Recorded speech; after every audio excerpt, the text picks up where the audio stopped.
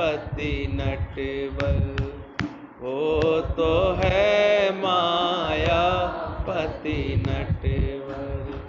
माया में हर साए, माया में हर साए। जीव जगत की रचना करके, जीव जगत की रचना करके, सबको नाच नचाए, सबको नाच नचाए। सतगुरु बिन जो हरि मिल जाए, सतगुरु बिन जो हरि मिल जाए। हरि मिलने पर भी मन का भेद भरम नहीं जाए, सतगुरु बिन जो हरि मिल जाए, सतगुरु बिन जो हरि मिल जाए। सुख के हेतु सब भटक रहे, सुख के हेतु सब भटक रहे। भव बंधन हर जाए, भव बंधन हर जाए। ज्ञान बिना आनंद कहाँ है, ज्ञान बिना आनंद कहाँ है। गुरु बिन ज्ञान न पाए, गुरु बिन ज्ञान न पाए। सतगुरु बिन जो हरि मिल जाए, सतगुरु बिन जो हरि मिल जाए। हरि मिलने पर भी मन का भेद भरम नहीं जाए, सतगुरु बिन जो हरि मिल जाए। भाग्य बढ़े जब हरि सतगुरु बने, भाग्य बढ़े जब हरि सतगुरु बने। जीवन में आ जाए, जीवन में आ जाए। भरम की एका करके, जीव भरम की एका करके, सत्य स्वरूप लखाए, ओ सत्य स्वरूप लिखाए। सतगुरु बिन जो हरि मिल जाए, गुरु बिन जो हरि मिल जाए। हरि मिलने पर भी मन का भेद भरम नहीं जाए, सतगुरु बिन जो हरि मिल जाए। जीवन मुक्त तभी वो प्राणी, जीवन मुक्त तभी वो प्राणी, जब सतगुरु अपनाए, जब सतगुरु अपनाए। कहे प्रेमी गुरु कृपा प्रथम हो, कहे प्रेमी गुरु कृपा प्रथम हो, फिर हरि ध्यान लगाए, फिर हरि ध्यान लगाए।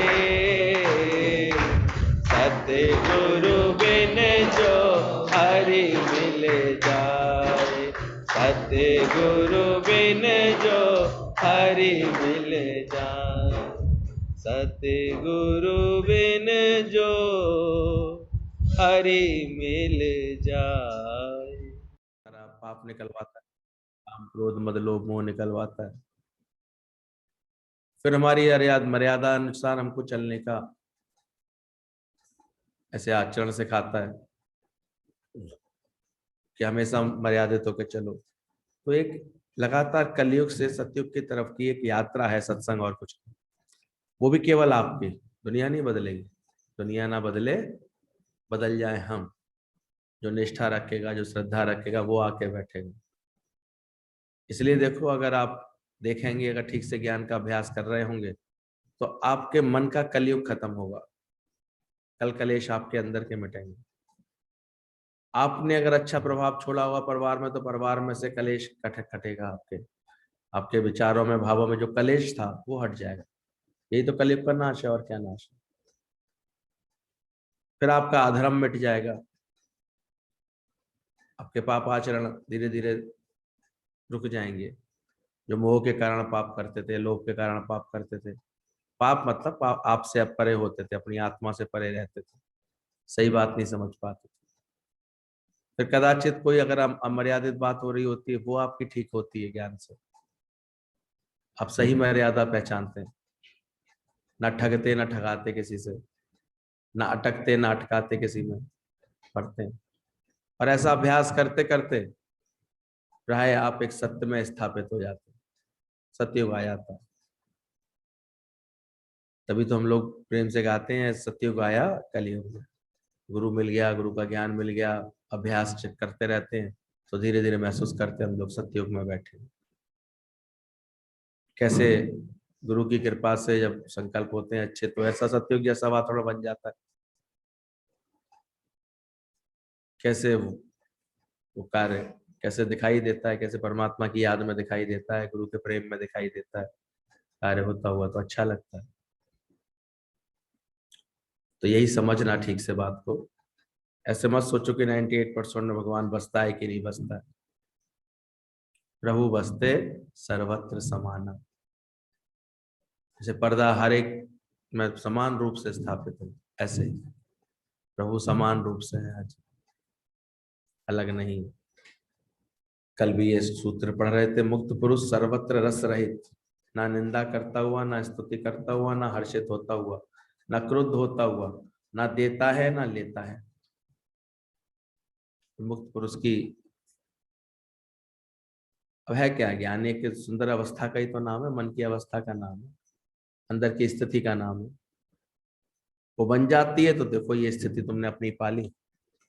इसलिए ये जो बात बोली जाती है, बाहर से कछु सूझत ना है।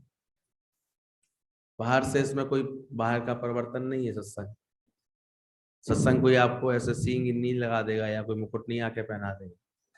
सत्संग से बदलेगा आपके अंदर की स्थिति केवल। इसके लिए ये सारे सुंदर शास्त्र बने हुए, गुरु की वाणियों का इतना प्रकाश है। आप चेक करते आइए, क्या आप ऐसे हैं, आपके अंदर ये परिवर्तन हो रहे हैं। सर्वत्र रस रहित है, शांत है, और रस स्वयं का पीता है। दादाजी कहते थे, I enjoy my self not the party. धीरे धीरे दिखने में आता है गुरु के दर पर इतना एंजॉयमेंट, इतना एंजॉयमेंट, लेकिन वो उस एंजॉयमेंट को नहीं ले रहे होते हैं। प्रेमी आते हैं, वो मौज करके जाते हैं। गुरु को तो स्थिरता में देखते, शांत देखते हैं, और आते हैं वो मौज लेके जाते हैं, मजा लेके जाते हैं, मौज करके जाते हैं। ये स्थिति होती है, यानी का चित्त शांत होता है, सर्वत्र रस रहित होता है, स्थिर होता जाता है। अभ्यास करते आओ, वो उससे बिल्कुल आपको असंग दिखाई देगा, निर्लेप न्यारा दिखाई देगा, शांत दिखाई देगा, और सब इसी बात का अंदर से अपने सत्य का ही आनंद लेते हुए दिखाई देते हैं। गुरु से जुड़ते हैं, ज्ञान से जुड़ते हैं, तो सत्य का आनंद मिल रहा होता है। थोड़ा वो ना निंदा करता हुआ, ना स्तुति करता हुआ, ना हर्षित होता है, ना क्रुद्ध होता है। उसकी प्रकृति में ना तो निंदा से कोई विक्षेपता आती है, ना स्तुति से कोई विक्षेपता आती है। कि स्तुति कोई हो रही है तो वो कोई बढ़ गया, ना बढ़े ना घाटे, वो एक रस रहता है। बल्कि एक प्रकृति और होती है उसकी, निंदक नेरे राखिए, एक उसकी चतुराई होती है। निंदा करने वालों को बल्कि निकट और रख लेता है। आंगन कुटी क्षमाए, अपने आंगन में ही कुटिया उसकी ओर बनवा देता है कि आओ बैठो, क्योंकि वो जानता है बिना पानी साबुन के ये मेरा स्वभाव, निंदक निंदक जो है ना, मेरा स्वभाव को निर्मल कर देगा, अच्छा कर देगा। ये एक आवश्यक है मेरे लिए, बहुत अच्छा करता है ये मेरे साथ। इस निंदा से लोग परेशान होते हैं, अहंकारी तो अपना दुख पाते हैं अपने अहंकार के कारण, और वहीं ज्ञानी की कितनी अच्छी स्थिति होती है। एक बच्चा था, खिलौने बेचता था, अपने लड़का गांव देहात में आके खिलौने बेचता था। उसके खिलौने बहुत अच्छे बिकते थे, बहुत सुंदर बनाता था, सब लोग बहुत उसकी तारीफ कर प्रशंसा करते थे, बेचते थे। थोड़े दिनों बाद उसने वहां से सामान समेटना शुरू कर दिया, अपना सारा सामान बांध रहा था। बोले भाई कहीं जा रहे हो? बोले हाँ मैं इस गांव में नहीं रहूंगा। बोले यहाँ तो तुम्हारी बहुत सेल हो रही है, बहुत तुम्हारा माल बिकता है, सब तुम्हारी कितनी प्रशंसा कर रहे हैं, कितने तो तुम्हारी तारीफ करते हैं, तो इसका ये खिलौने बहुत अच्छे हैं, बहुत अच्छे हैं।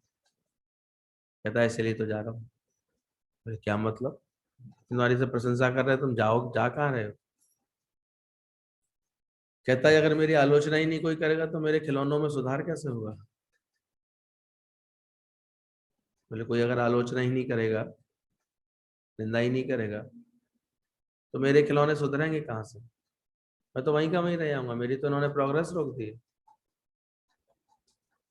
ये उसकी सुंदर समझ थी। तो ज्ञानवान को जहां प्रशंसा मिलती है वहां से उल्टा वो समेट लेता है। राजा ने उसकी माली की प्रशंसा की कि कितना अच्छा रख रखाव करता है, देखो कितना ये निष्कामी है, कैसे इसको यही भी नहीं पता कि किस पेड़ों के आम मीठे हैं, इसने कभी खाए ही नहीं, यानी जब उसकी प्रशंसा की तो उल्टा वो दूसरे दिन वहां पर स्लिप छोड़ के चला गया, झोपड़ी खाली करके चला गया। बोले महाराज मैं यहाँ नहीं रुक सकता हूँ, आपने व्यर्थ में मेरी इतनी प्रशंसा कर दी, मैं छुपा हुआ था तब तक तो अच्छा था, अब मुझे नहीं रुकना है, मैं अपने जा रहा हूँ। तो जो सच्चा निष्कामी होता है वो कभी इन स्तुतियों से भी नहीं फूलता, इसलिए निंदा से भी नहीं घबराता, आलोचना से भी नहीं घबराता। पिता थे वो भी खिलौने बनाते थे, पुत्र भी सीख गया था खिलौने बनाते बनाते, वो भी बड़े सुंदर बनाता था। लेकिन पिता हमेशा कहते अरे इसमें ये और करो, अभी ये बात और है, अभी ऐसे और करो, अभी ऐसे और करो। पिता का खिलौना अठन्नी का बिकता था, धीरे धीरे उसका खिलौना इतना अच्छा बनने लगा पुत्र का, वो 1 रुपए तक का बिक गया। इसकी कीमत इतनी मिल गई उसको। तो फिर भी जब भी पिता को आके बात करे, पिता को देखा है, अरे इसमें ये बात और ठीक करो, इसमें ये और ठीक करो, उसकी आलोचना करे बैठ कर। कहता है आपको तो बिल्कुल भी कुछ, खुद का खिलौना तो अठन्नी का बिकता है, मेरा 1 का भी बिकने लगा, 2 रुपए का भी बिकने लगा, फिर भी आपको कमियां दिखाई देती। कहता है बेटा अब क्या बताऊं, अब तेरी कीमत नहीं बढ़ पाएगी। मैं कुछ आलोचना करता था तो सुधार करता था, तो देख तेरा खिलौना कितना अच्छा बिकने लगा था।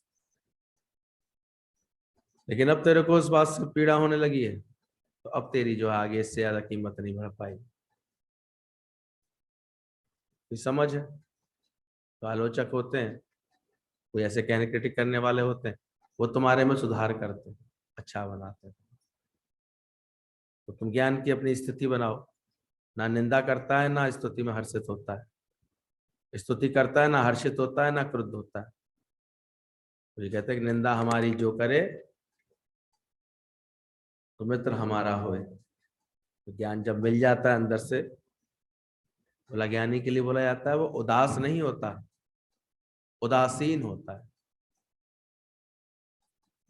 वो कभी आपको उदास नहीं बैठा दिखाई देगा। दुनिया में तो लोग ज्ञानियों के लिए धारणा ऐसी बना लेते हैं इनको तो ऐसे होना चाहिए, ये ऐसे नाच रहे थे, ऐसे कर रहे थे, ऐसे कर रहे थे, तो ये कैसे सत्संगी है, ये कैसे ज्ञानी है।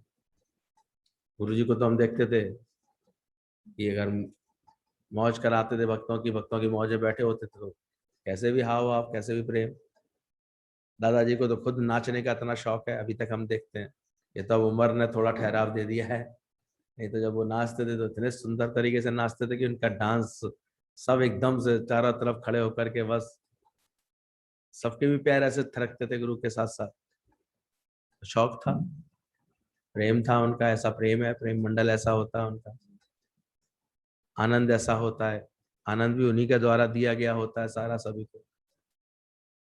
तो ये सब करते हुए भी अब कोई देखे बाहर से तो उलझ ही जाए। अक्सर पहले के लोग, थोड़े थोड़े लोग होते थे पार्क में आकर के बैठते थे, वहां तो सुबह सत्संग हो गया 1 घंटे 2 घंटे, शाम को कहीं बैठ के सत्संग कर लेंगे, दिन में क्या करेगा ज्ञानी, तो फिर ये उसे कोई काम धंधा तो है नहीं, कोई बाहर बाया में भागना तो होता नहीं। बैठते थे वो प्रेमियों के संग ही बैठते थे। अब कहीं मौसम अच्छा हो गया, पार्क में चले गए, तो वहाँ अब वहाँ पर भजन भाव हो रहे हैं, सत्संग के रिवीजन हो रहे हैं, कोई अच्छी अच्छी बातें, एक दूसरे को फ्री फ्री है, कोई चिंता तो किसी को है नहीं, रहने के ज्ञान का अभ्यास करके आनंद में खुशी तो मौज कर रहे हैं, उसमें नाचते हैं। तो देख के कोई देखेगा ऐसे तो कहेगा, अरे ये कैसे सत्संगी, ये क्या कर रहे हैं। सत्संग को लेकर के भी तो ये कि यही इमेज आ जाती है ना, गुरुजी शांति से बैठे हो, कोई ऊंची ऊंची बातें बता रहे हो, अटल टोप वाली ऐसी कोई असंगत ऐसी बिल्कुल नतमस्तक होकर बैठी हो।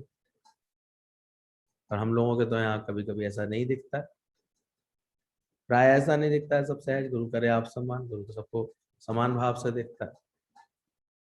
यहाँ पर छोटा बड़े की नीति रीति है ही नहीं, तो लोग पहचान नहीं पाते, वो समझते हैं कि ये कैसे है। तो ये भी समझना, ज्ञानी उदास नहीं रहता, उदासीन जरूर होता है, अंदर से न्यूट्रल होता है। अभी वो कार्य करता हुआ दिखाई देगा, अभी छुड़वा दो तो बड़े शांति में भी होगा, उतनी शांति में बैठेगा, न्यूट्रल है। सीन बदल जाने पर उसके अंदर कोई लेप शेप नहीं होगा, उतना ही स्थिर होगा। क्योंकि रस किसका पी रहा था, बोला ना, रस स्वयं का पीता है वो, सर्वत्र बाहर से रस रहित है, रस स्वयं का मैं पीता हूँ, अपने आनंद में रहता हूँ। ज्ञान मिलने के लिए भी ब्रह्म गुरु से मिलना है, उसने भेजा भी, जाओ ब्रह्म ज्ञानी गुरु से मिल के आओ। तो देखा वो ऐसे अपने बच्चे के साथ बहुत खेल रहा था, वो छोटा बच्चा हुआ था, तो उस संग बैठा था, वो खेल रहा था, बच्चों ऐसी हरकतें कर रहा था, तीर कमान चलाना सिखा रहा था, उसे ऐसे कर रहा था।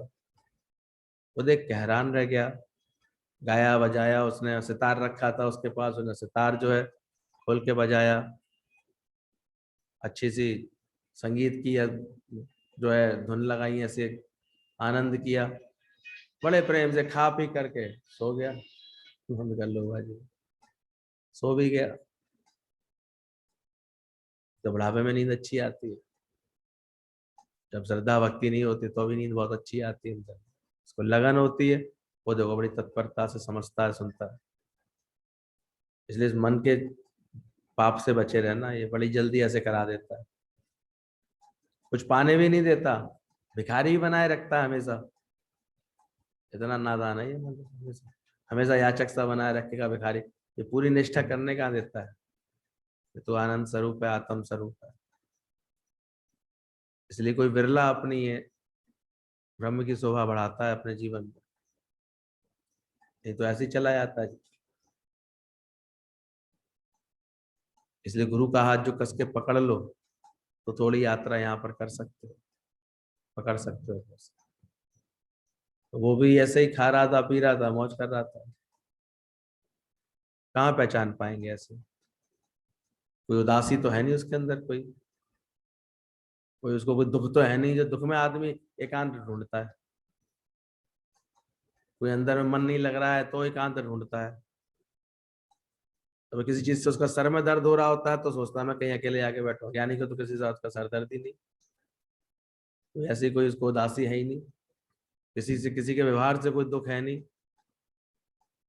खुद प्रेम बढ़ के करता रहता है, सब उसको प्रेम करते रहते हैं, सब एंजॉय करते रहते हैं।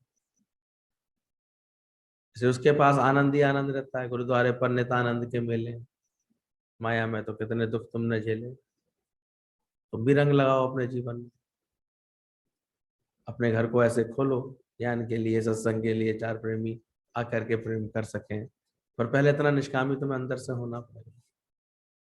पहले अपने घर परिवार के राग द्वेष तुमको पहले मिटाने पड़ेंगे अंदर से पूरी तरह से।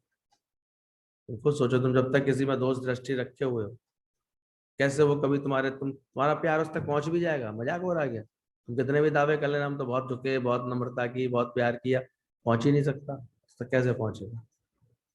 ये भावों में तो उसके लिए दोष दृष्टि पड़ी हुई, कमी लगी पड़ी। कोई बुरा नहीं है भले मन के वास्ते। दुनिया में आदमी सब स्वार्थ से ही तो प्यार करते रहते हैं, देखा कर।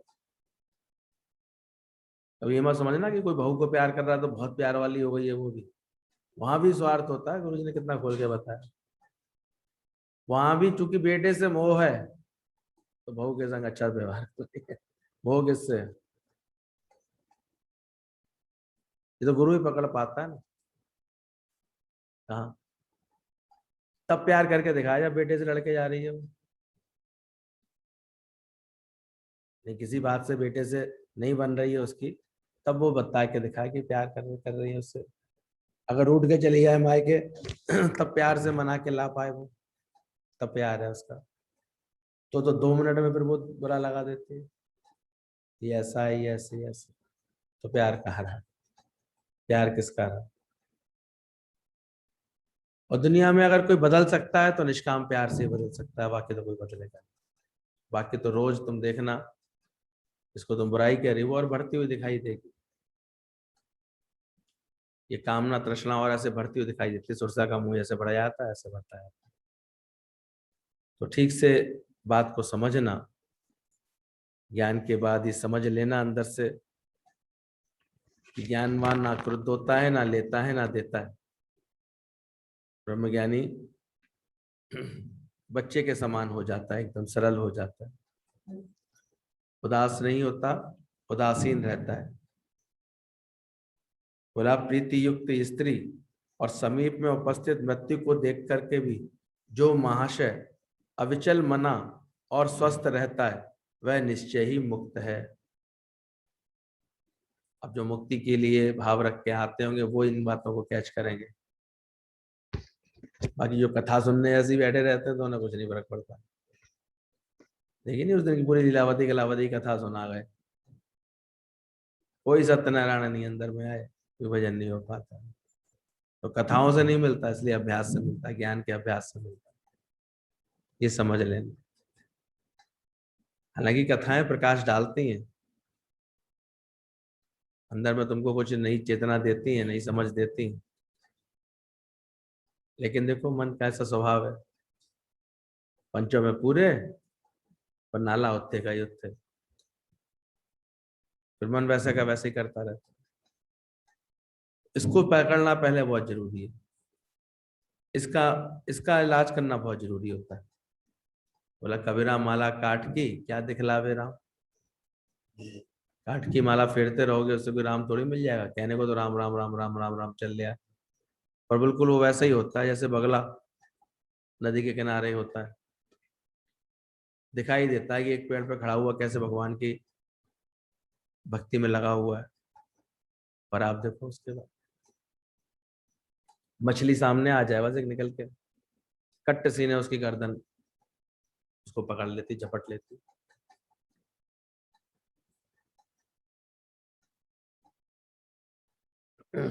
तो कबीरदास जी ने बोला कबीरा माला काट की, लकड़ी की माला बना करके अगर कोई फेरता है उससे कोई राम थोड़ी मिल जाता, राम थोड़ी चेते आता। जब तक मन ना चेते, मन में नहीं फिरे, मन में ये चेतना ना आ जाए ज्ञान की, तब तक थोड़ी परमात्मा का एहसास होता है। तो दुनिया के ये सब कर्म तो व्यर्थ ही चले जाते हैं।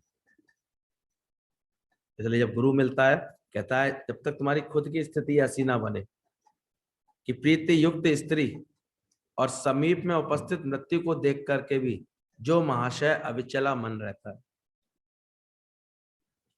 कितना भी प्रेम जतलाने वाली, बहुत ही मन को भाने वाली ऐसी स्त्री भी पास में हो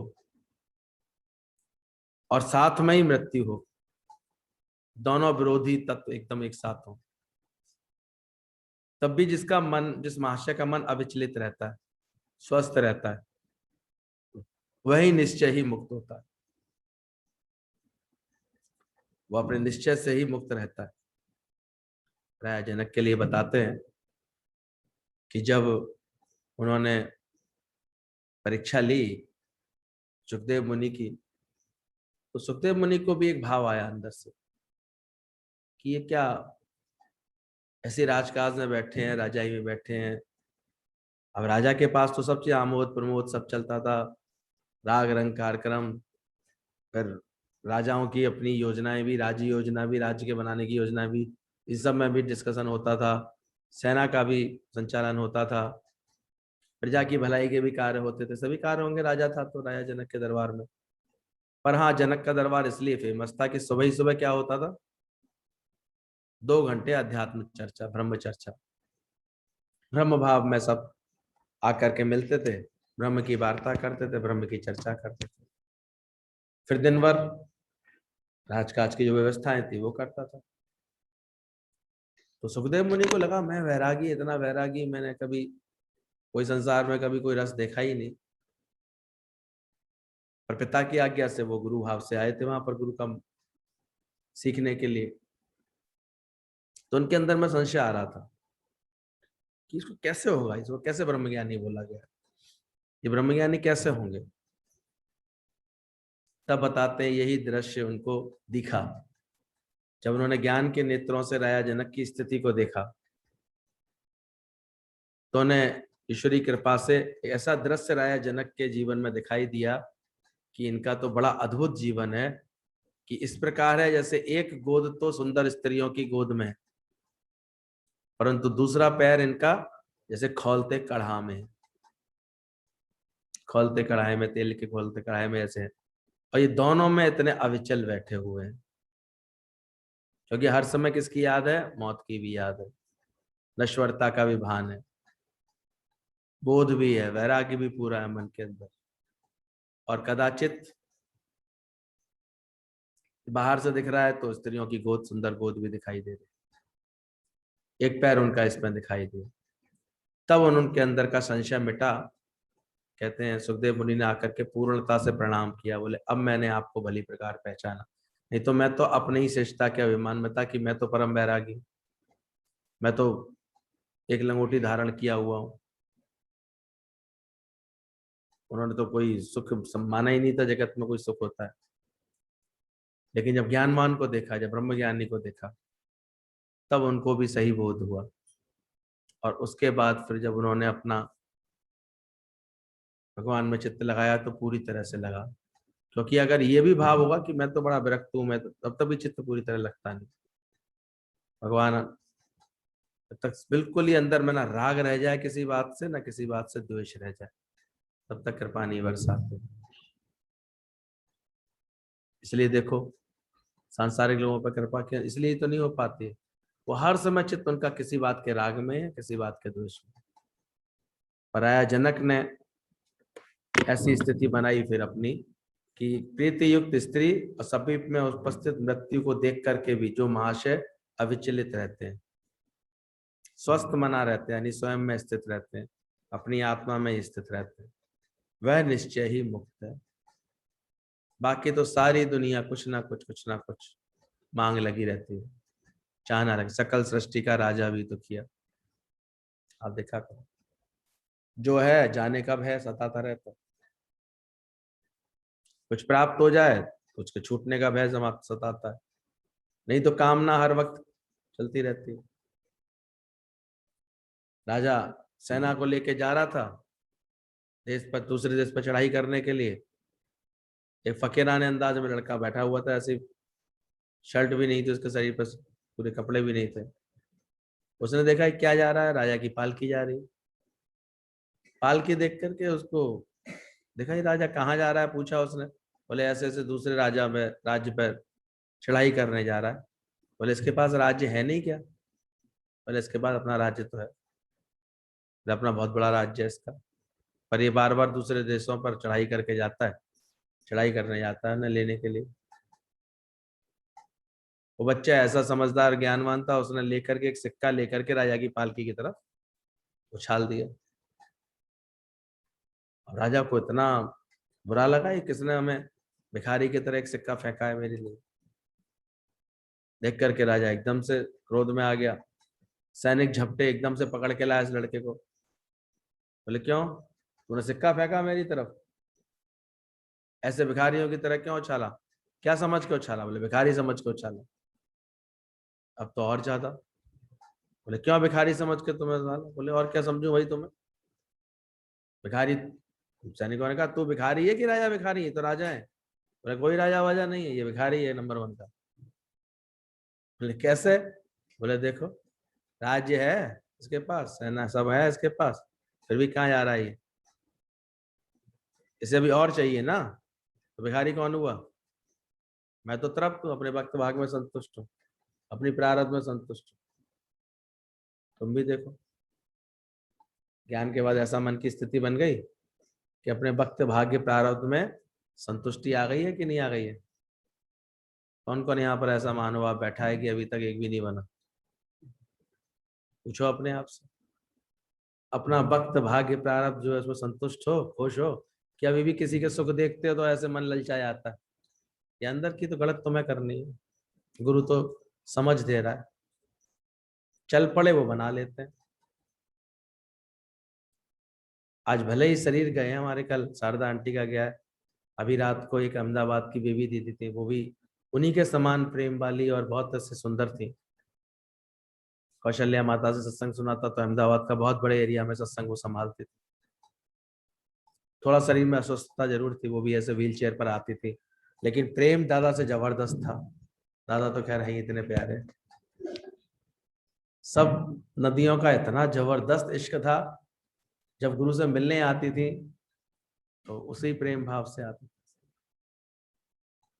बड़ा ये जो भजन इश्क वाला था ना, जो वो गाती है डॉक्टर आंटी, क्या सा था भजन? नहीं नहीं, दूसरा था, डॉक्टर आंटी गाती है, पता नहीं कौन सा। इश्क तेरा नहीं वह बड़ा सुंदर भजन है वो। वो अक्सर दादा को सुनाया करती थी, तो महफिल जम जाया करती थी जब भी वो प्रकट होते थे। बहुत प्यार वाले, उनको भी प्यार बांटते भी होंगे, तो जो प्यार से लाते थे उनके अहमदाबाद के प्रेमी, उनको खास अपने गुरु के लिए गजब आशिकी थी उनकी भी, गजब प्रेम होता है। शरीर तो देखो कल उनका भी रात को शांत हुआ, खबर अभी पहुंची। तो शरीर तो सबके, लेकिन उनके लिए भाव कितने अच्छे अच्छे आ रहे हैं। ऐसे लग रहा है वो अपनी रथ यात्रा पूरी करके गए, पूरी रथ पे सवार होके गए, जैसे आकर के दादा की गोद में ही ऐसे समा गए, दादा के अंदर ही समा गए। और फिर देखो दादाजी उनको शोक संदेश दे रहे होंगे अभी भी बैठ कर कहीं ना कहीं से। और शोक संदेश क्या होता है? दादा का तो सत्य का संदेश होता है, तो कहने को आ जाता है क्योंकि ऐसे सूचना इस तरह की, इसलिए। लेकिन गुरु तो वही सत्य बता रहा होता है, मौत बनी नहीं है, मौत होती नहीं है, चेंज ऑफ ड्रेस और एड्रेस है। और जो मुक्त हो गया उसके पास ये भी नहीं है, तो क्या करेगा, कहाँ चेंज करेगा? तो one day this body will leave you, एक दिन ये शरीर तुम्हें छोड़ जाए। सब दिखाई दे रहे हैं तो कहाँ जाने वाले हैं सभी? पक्की तरह अभ्यास कर लिया। इसलिए अंत क्षण जब आया, अचानक की मौत आई, उस समय गुरु आकर के देखना चाहेगा कि तुम्हारा भाव क्या रहा, तुम्हारा मन कितने ज्ञान में स्थित रहा, पूरी तरह स्थिरता में रहा, अपनी आत्म निश्चय में रहा, कहीं कोई मौत को लेकर के भय तो नहीं आया, कोई भय तो नहीं दिखाई दिया चेहरे पर, कोई कमजोरी तो नहीं दिखाई दी, कोई छटपटाहट तो नहीं दिखाई दी। जिसने अच्छा अभ्यास कर लेता है जो, बिल्कुल एक सिंहासन चढ़ चले। वो सिंहासन चढ़ के जा रहे हैं जैसे, और एक बांधे जंजीर, उन्हें मोह ममता की जंजीर बांधे रहेगी। तो जीते जी जो गुरु की कृपा से सारे मोह ममता को अंदर से हटाता है, जीतता है अपने मन को, ऐसा अपने जीवन को बना लेता है, तो देखो एकदम से ये बात समझ में आ जाती है। कभी देखो किसी भिखारी को कोई राजा अपना दोस्त बना सकता है? तो भीख मांग रहा है उसके दरबार में आकर के, तो राजा क्या उसको दोस्त बनाएगा? उसको टरका देगा, भाई दे दो उसे कुछ, जाने दो जाने दो जाने दो, भेजो उसको वापस भेजो।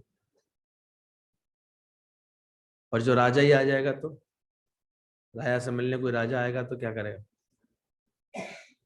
तो उसको पूरे बराबर सम्मान देगा, पूरा सिंहासन देगा, पूरा वो देगा कि भाई राजा आया है, देखो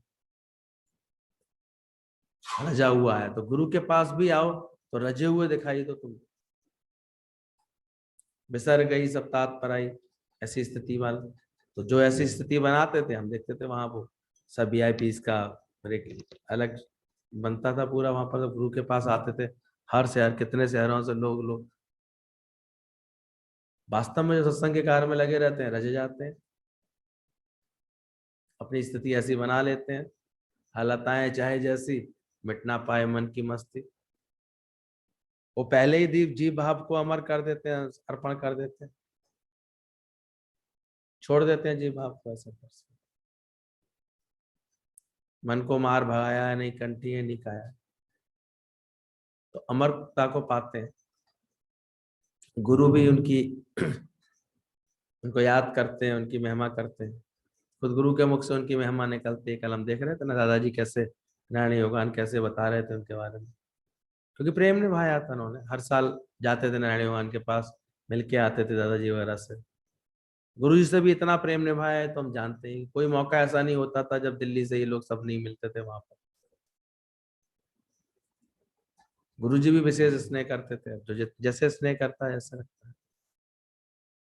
जब तक संकोच करते रहते हैं हम गुरु से, तो हम भी संकोच में रह जाते हैं, पीछे रह जाते हैं। एक बढ़ के आके अपने भाव रखता है, उसके भाव पूरे हो जाते हैं।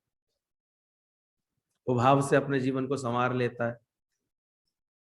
वो भाव से भावी भाव में धीरे धीरे अपने अंदर की स्थिति गुरु को प्रकट कर देता है कि देखो मेरा चित्त अब कितने रिक्शा भाव में, कितने आनंद में, कैसे उनमें। एक अपनी बोल के ही बता देता है, अरे गुरु जी अभी तो दुख लगता है, अभी तो मेरे को मन चलता है, अभी तो मुझे इच्छा हो जाती है। भाई तू ही तो बोल रही है, हम तो कह रहे तेरे में नहीं है इच्छा, और चूंकि तेरे को लग रहा है कि इच्छा होती है, अपने को देह मानी हुई है अभी तक, तो लगेगी तेरे को इच्छा हो रही है। तो जो पूरा आत्मा का अभ्यास कर लेगा वो कह देता है कि होता ही नहीं कुछ, लागू ही नहीं होता मुझसे, जन्म मरण मेरे से लागू ही नहीं होता, जन्म मरण प्राण ये मुझसे लागू ही नहीं होता। वो भी विवाह, वो तो विवाह भी ऐसे शानदार तरीके से करेगा जैसे गीता भगवान ने किया। बड़ा किया क्या कुछ, देखो आज सामने बैठे हैं इतना बढ़िया मॉडल तुम्हारे। किसी पर कृपा करी तो उसको भगवान बना दिया। है इतनी क्षमता आ गई तुम्हारे अंदर, ज्ञान आ गया है तुम्हारा कि चूहे बने ही बन घूमते रहोगे बस। मनोज शेर, करो अपने अभिमान का पूरा शिकार, अहंकार का पूरा शिकार, कर्ता भाव का पूरा शिकार। मनो इतने ऊंचे जो कोई माया तुमको लुभा नहीं पाए, कोई तुमको घसीट नहीं पाए। तुम तो अभी किसी का सुख देखोगी, हाय देखो कितने सुख, इसी में ही सुख होता है। बाबले तो अभी तक समझ ही नहीं पाए सुख का केंद्र कौन सा है। तुम्हें तो गुरु के ज्ञान की भी कदर नहीं है अभी तक, तभी तो किसी के कहीं भी, क्योंकि मन में अभी कमियां हैं, कामनाएं हैं, तो कमी का एहसास है। फिर जहां कहीं वो देखते हैं कामना किसी कोई पूरी कर रहा है अपनी, तो लगता है देखो ये सुखी होगा। माटी का पुतला कैसे नचत। तो अपने ज्ञान की कदर होनी चाहिए कि है क्या। गीता भगवान इसलिए सुना पाए इस बात को कि जन्म लेना तेरे लिए तुम्हारी पहली भूल, शादी करना दूसरी भूल, बच्चा पैदा करना तीसरी भूल। वो ये बात जानते हैं, वो अच्छी तरह जानते हैं इस बात को कि माया ऐसी भ्रमित करती है अगर ज्ञान नहीं पक्का किया तो। और एक कस के अपने अंदर ज्ञान का दीपक जलाते हैं, वो इससे भ्रमित नहीं होते। क्या करें तेरी बैकुंठ को जहाँ सात संगत ना हो, वो ऐसी जगह पे जाने को तैयार ही नहीं होते। तो पहले पक्का करते हैं कि मेरी सात संगत है, इसकी कदर है। उसने नहीं बोला ना कि कोई अगर तुम्हारे सामने अपना धन दिखाए, धन धन की तो तुमको अंदर से ये प्रश्न आना चाहिए, उसके लिए बात आनी चाहिए, क्या तेरे पास आत्म धन है। वो आके तुम्हें और भी कमजोर बना जाते हैं, ऐसे पूछ कर, अरे तो आजकल कर क्या रही हो, कुछ है नहीं तुम्हारे पास, अभी तक कुछ नहीं है तुम्हारे पास, अभी तक तुम्हारा घर भी नहीं बना ठीक से, अभी तक तुम्हारा ये भी नहीं बना, तुम तो उल्टा परेशान हो जाते। तुम इतनी खुनकी से कह सकते हो कि मेरे पास आत्म धन है, तुम बल्कि उनको ऐसे ऐसे उनको एहसास दिला दो, अरे अभी तक ज्ञान नहीं समझा, बेकार जीवन जा रहा है तुम्हारा, खामा खा ऐसे ही जा रहा है। मिला क्या है जगत से बेकरारी के सहज स्वभाव तुम्हें। संत ने समझा दिया था, 2 मिनट में सिकंदर को समझा दिया। तेरी स्थिति क्या है वे देख जरा, तुझे तो एक क्षण का भी सुख नहीं है, तू समझ रहा है अपने को मैं बड़ा बादशाह हूं, तेरी स्थिति क्या है। सच्चे गुरु के पास जाओ, देखो 2 मिनट में तुम्हारी स्थिति बता देता है क्या तेरी स्थिति।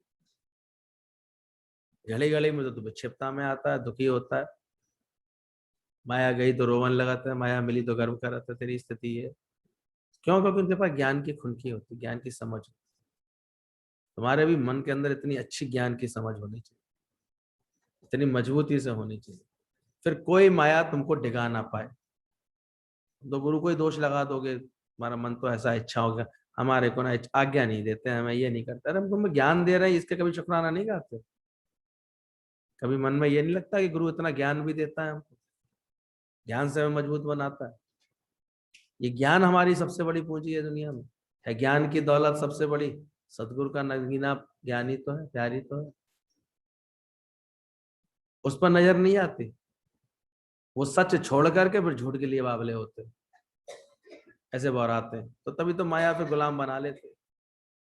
बड़े बड़े केस हमने ऐसे धराशायी होते देखे। एक बड़ा प्रेम करती थी, गुरुजी के पास आती थी, बड़ी ऐसे 7 सिस्टर्स का गुरुजी सुनाते थे, 7 बहनें आहूजा सिस्टर्स थी। कभी तो चली थी तो बड़े ज्ञान की राह पर, बड़ी ऐसे गुरुजी को भी लगता था,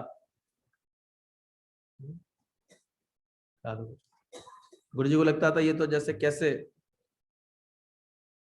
इतनी अच्छी लड़कियां हैं, बड़े अच्छे भजन गाती थी, बड़े अच्छे करती थी। लेकिन बाद में गुरुजी सबको बताते थे, बोले देखो मिलो, मिलवाएं तुम्हें, एड्रेस दें, सातों शादी करके गई, अब कैसे फजीते हो रहे हैं उनके, क्योंकि अंदर की एक इच्छा नहीं जीत पाई, अंदर से ज्ञानवान नहीं बना पाई, ऊपर ही ऊपर रह गया गुरु, गुरु बस ऊपर ही ऊपर से रह गया, अंदर की मजबूती नहीं आई। बहुत ऐसे एग्जाम्पल गुरु जी। और जो चढ़ गए, चढ़े सो चाखे प्रेम रस, जो इन सब मायास को रौंद करके चढ़े आता है वो प्रेम रस चखता है। जो अंदर से इतना मजबूत बना लेता है कि फिर कोई आकर्षण, कोई बात उसको गिरा नहीं पाती, खींच नहीं पाती, वो चढ़ता है। शादी करके भी बहुत से चढ़ के दिखाई थे, आशीष जी का एग्जाम्पल दिखाते थे, अमिता का एग्जाम्पल दिखाते थे, कितने विधवाओं का, कितने के एग्जाम्पल बोले देखो आप, शरीर में, शरीर के संग ऐसी स्थिति बनी कि पति चला गया छोटी सी उम्र में ही, और आज ज्ञान से कितनी सुंदर स्थिति बना के बैठे। एक एक अपने शहर की रानी, और गुरु के आगे इतने प्रेम से नम्रता से झुकते थे। यही कल शारदा आंटी, कब बचपन में ही उनका चला गया था, एक बेटा भी पहले एक्सपायर हुआ था, फिर यंग एज में हस्बैंड भी चला गए थे, चले गए। लेकिन ज्ञान के उस पर चले ऐसे, कमजोर थोड़ी बने रहे। तुमने तो ठान ही लिया है हम तो कमजोर हैं जी, हम तो ऐसे हैं जी। करो ज्ञान का काम, किसी ने रोका? आप जपे और नाम जपावे, सुन्नत कहत रहत कति पाए। किसी को ऐसे अच्छे से, खुद भी ज्ञान से पहले इतने भरपूर बनो, इतने मजबूत बनो, किसी को तृप्त करो ऐसे। निकलो, बढ़ करके गुरु का संग करो, सत्संग का संग करो। ज्ञान का ऐसा संग करने का शौक होना चाहिए, प्रकट करने का शौक होना चाहिए गुरु को अपने जीवन में। कोई कार्य थोड़ी बुरा है, ब्रह्म ज्ञान किसी कार्य करने से मना थोड़ी करता है, बैलेंस के लिए बोलता है। कि तुम्हें दुकान की तो इतनी चिंता है, सत्संग की चिंता हुई कभी कि अपने शहर के सत्संग को मैंने चौपट कर रखा है, तो मैं उसको कभी संभालने की कोशिश नहीं करता। बाकी इस दौड़ भाग से क्या मिल जाएगा, थोड़े समय की चंचलता ही रहेगी, दिखाई देगी फिर तो। या है चलो तुम्हें अच्छा लगा, चलो हम उम्र लोग मिल जाते हैं, बच्चे मिल जाते हैं, मजा आ जाता है तुम्हें थोड़ी देर के लिए। एक सत्संग मजे के लिए सुनता रहता है, आता जाता रहता है, और एक सत्संग को पकड़ के अपना उद्धार करता है, कैच करता है, एक ऐसी जल्दी से स्थिति बनाता है कि फिर खुद भी खिंचता है गुरु के पास, गुरु को भी फिर अपने पास खींचता है, इतनी सामर्थ्य पैदा करता है। कौन थे हम भी तो बिल्कुल छोटे ही थे, लेकिन प्रेम किया गुरु से, खींच इतनी बनाई, हमेशा खींच रखते थे। परसों उस दिन याद दिला रहे थे मम्मी लोग कि हमने देखो प्रांजल के समय में तो एक हट पाल लिया था ना, गुरुजी जब तक नहीं आएंगे कुछ नहीं होगा, गुरुजी जब तक नहीं आएंगे तो कुछ नहीं होगा, कुछ भी नहीं होने दिया, एक गुड़ तक नहीं बटने दिया प्रांजल के होने पर। हाँ 3 4 5 महीने बाद जब गुरुजी प्रकट हो गए, अब पूरी मौज हो गई, पूरा ही सब हो गए, सारे कार्यक्रम हो गए ऐसे ही जैसे कल हुआ था, ऐसे ऐसे उस समय भी हो गया था। नाम भी गुरुजी का ही रखा हुआ है। वो भी वही ढूंढ करके लाई थी शायद, किसी संध्या दीदी या किसी ने बताया था, अर्चना दीदी वाला ने, अर्चना दीदी ने शायद बताया था ये नाम था। गुरुजी को अच्छा लगा, ये रखा। तब उस तरह की लीला थी। अभी और सुधार हो गया उस लीला और बदलाव था, टेक्नोलॉजी से सुधार था, बात थी। लगन तब भी गुरु की थी, लगन अब भी गुरु की है। तब भी सत्संग की महफिल थी, आज भी सत्संग की महफिल है। अब ध्यान आ रहा था मुझे धीरे धीरे कि कैसे वो हॉल हमने उसी समय, पहले तो छोटा कमरा था ऐसा, तो छोटा ऐसे हॉल था, बड़ा सा कमरा सा था। पहले 4 कोठरियां तोड़ के कमरा बनवा लिया था, यहाँ सत्संग करते थे। फिर देखा था उसकी भी खिड़की दरवाजे तोड़ करके फिर आंगन से जोड़ लिया था। तो फिर उसमें ऐसे 100-150 लोग बैठ जाया करते थे, जब तक वहां पे हुई। फिर वहां का गलियों का हिसाब किताब ऐसा था, नहीं आता था। अंदर से मन को ऐसा लगता था कहाँ यहाँ कहाँ गुरुजी को लेके आएंगे, कहाँ लेके आएंगे। सामर्थ्य भी वही दे रहे थे, प्रेम भी वही दे रहे थे, सत्संग की लगन भी वही दे रहे थे। संकल्प भी उन्हीं का था, यहाँ बैठा दिया फिर उन्होंने। यहाँ सत्संग चलता रहता साल। और गुरु की कृपा से फिर यहाँ पर बैठे हैं। तो लगन देखो तुम्हारी, सत्संग की कितनी लगन है, कैसी लगन है। कुछ निष्काम भाव से किसी की हालचाल लेती हो, जा करके मैनपुरी में पहुंच जाती हो जब तो अपने मन के अज्ञान को मिटाने की कोशिश करो। जब तक मन ना चेते, काट की माला फेरने से भी कोई फायदा नहीं होगा। बहुतों को देखता हूँ, बड़ी बस उन्होंने सत्संग सुना, जल्दी से हैंड रेज करके अपनी एक बात बता देते हैं। चलो ठीक है, उपस्थिति दर्ज करा दी तुमने गुरु के आगे कि हमें, लेकिन अपना जीवन पूरा ज्ञानवान तराशा ऐसे बना, वो लगन बढ़े तुम्हारे अंदर। हम तो हर बार नए नए 6, 7, 8, 10 लोगों को लेके जाते थे। फिर मौके मौके पे पुराने भी संग चलते थे, फिर कुछ नए इकट्ठे हो जाते थे, फिर उनको लेके गुरु के लिए। इतनी गुरु गुरु करने की उस वक्त तो और ज्यादा आदत थी। जो भी नए लोग मिलते थे उन्हें लगता था गुरु जी को सबसे पहले मिलवा दें ना, गुरु जी से मिलवा दें।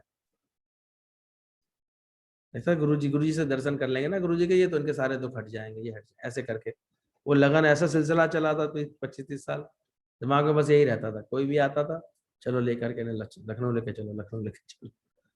कभी गाड़ी ले जाते, कभी मिनी बस ले जाते, कभी ट्रेन से जाते, कभी कैसे जाते। और वहीं सागर के किनारे तो मौज आती है और काम हो। अपना स्वस्थ बनाओ, निश्चय ही मुक्त रहता है। ऐसी समझ वाला हमेशा ही मुक्त रहता है, सही समझ में रहता है, मुक्ति में रहता है, कभी भटकता नहीं है उसका जीवन। ज्ञान धन सबसे बड़ा होता है उसके लिए, इसलिए बोला गया उड़ा हुआ ज्ञान नहीं। सौर उड़ा दिया जाता है ना, वो क्या होता है, उसमें सम्मानित तो जरूर लगते हैं पर वो लाभ नहीं देता,